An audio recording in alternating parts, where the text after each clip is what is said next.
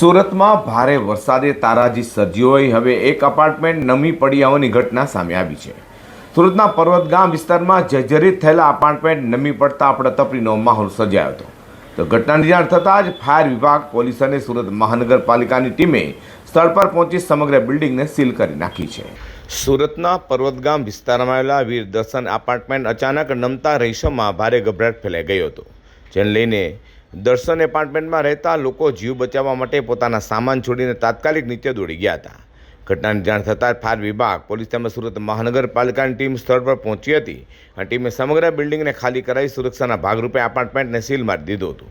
આ જર્જરિત હાલતમાં પહોંચેલા એપાર્ટમેન્ટને હવે તોડી પાડવાની કાર્યવાહી હાથ ધરાશે। બીજી તરફ ઘર ખાલી કરાવતા અનેક પરિવારો બેઘર બન્યા છે અને પોતાના સામાન સાથે રસ્તા પર જ રહેવાની ફરજ પડી રહી છે।